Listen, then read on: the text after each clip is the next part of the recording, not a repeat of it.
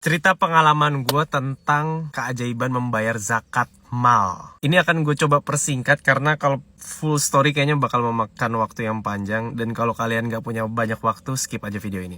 Intinya gue mau cerita bahwasannya kita yang sudah memiliki nisab dan haul untuk harta yang kita miliki, gue kasih tahu deh, mendingan jangan menahan-nahan untuk tidak membayar zakat mal.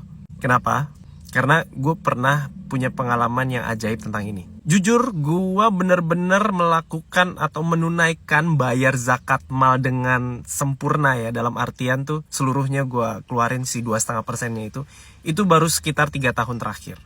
Sementara kalau gue inget-inget, gue sebenarnya udah punya harta yang melebihi nisab dan haul itu, yang sudah dikenakan syarat wajib zakat mal itu, kayaknya mungkin udah sekitar 6, 7, 8 tahun yang lalu mungkin.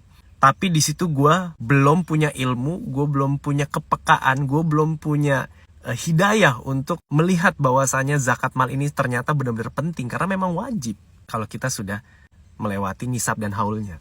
Nah, singkat cerita gini, gue pernah kena kejadian penipuan di tahun 2022.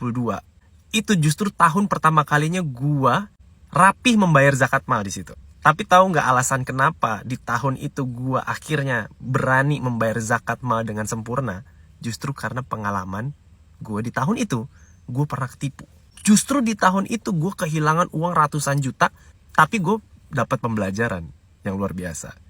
Long story short, gua tuh pernah ketipu jual beli mobil. Gua pengen beli mobil nih. Gue ketipu lah pokoknya. Kalau diceritain lagi panjang. Pokoknya kayak modus operandinya yang kayak segitiga gitu deh. Segitiga penjual gitu.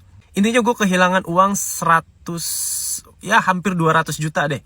Dan itu tuh duit nikah gue, duit tabungan nikah gue. Gue udah kenal sama bini gue tuh, tapi gue belum dapat approval buat nikahin bini gue waktu itu dari keluarganya. Karena gue pikir, masih lama kali ini ya gitu kan. Nunggu neng wisuda dulu tuh waktu itu. Udah gue pakai aja uangnya. Gue beli mobil, rencana gue mau kontenin. Paling kalau udah bosen ataupun udah mau menjelang nikah, baru gue jual. Baru duitnya gue pakai lagi buat nikah gitu kan. Itu gue dalam sehari kurus. Gue turun 2,5 kilo dalam sehari. Itu bener-bener literally stress. Lu bayangin kehilangan ratusan juta, mana duit mau nikah lagi. H+1 kejadian kena tipu itu. Gue tuh diceramahin sama mamang Gojek. Jadi gue pesen Gojek gitu kan. Gue pengen pergi ke bengkel waktu itu. Si mamang Gojeknya bilang gini, yang gue inget banget. Dia bilang, Mas, yang Mas derita, yang Mas alami ini, yang kehilangan ratusan juta ini, itu belum tentu musibah, Mas. Kita harus tetap husnuzon sama Allah, katanya. Wih, Masya Allah, ini Gojek apa malaikat nih, gue bilang kan. Belum tentu ini musibah, bisa aja ini ujian, katanya. Ujian untuk melihat seberapa ikhlasnya Mas, untuk memperbolehkan Allah mengambil harta ataupun sesuatu yang dititipkan sama kita. Gue agak ngelek tuh, maksudnya apa Mas? Jadi semua barang yang ada sama kita ini, mau harta, mau istri, anak, orang tua, kakak, adik, itu semuanya adalah amanah yang dititipkan sama Allah. Itu bukan punya kita gitu. Jadi kapanpun Allah mau ambil, kita harus ikhlas. Itu kalimat keren banget sih dari mamang Gojek yang gue inget banget. Dia bilang gini, yang penting syaratnya gini Mas, nyari uangnya, nyari rezekinya halal kan? Oh insya Allah Mas, halal Mas. Udah Mas, gak usah khawatir, ntar juga diganti lagi sama Allah yang lebih bagus.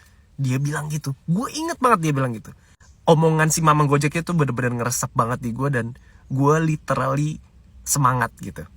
Dan lu tahu, setelah kejadian itu 2 bulan, nih keajaibannya, bokapnya Neng tuh nyuruh gue ke rumahnya untuk membicarakan pernikahan. Keren kan? Setelah gue mengikhlaskan itu gitu, tanpa diduga-duga tuh, kayak di tahun itu gue mendapatkan hadiah ataupun balasan sama Allah kontan, yaitu istri. Yang kedua, tahu nggak? Mobil yang tadi gue ketipu, kan gue rencananya mau beli Mercedes-Benz W204, lo bisa googling ya. Lo tahu, setelah gue nikah, malahan gue bisa membeli Mercedes-Benz W205. Dan logikanya, itu dari kejadian gue ditipu sampai akhirnya gue nikah, itu cuma 6 bulan, 7 bulan. Dan uang yang hilang itu bisa balikin dengan cepat. Walaupun dengan segala cara ya, Allah betul-betul punya cara memudahkan gue. Syaratnya apa? Ikhlas. Dan di situ adalah tahun pertama justru gue menunaikan zakat mal. Yang mana kita lihat esensinya adalah harta yang kita miliki ini, kalau kita sudah kena nisab dan haul, lakukanlah, keluarkanlah, ikhlaskanlah. Keluarkan, jangan ditahan-tahan. Mau berapapun keluarkan. Allah pasti akan memberikan lebih lagi. So, buat teman-teman semua yang mungkin punya harta tabungan di rekeningnya, mungkin udah di atas nisabnya, kalau nggak salah 85 gram emas ya, setara mungkin 85 juta nih lo punya tabungan di ATM, lo berarti udah kena nisab nih, 2,5% dari 85 juta lo harus keluarkan ke beberapa golongan yang berhak menerima zakat. Dan sudah genap haul ya, haul tuh 1 tahun. Jadi mudah-mudahan bisa mencerahkan teman-teman semua.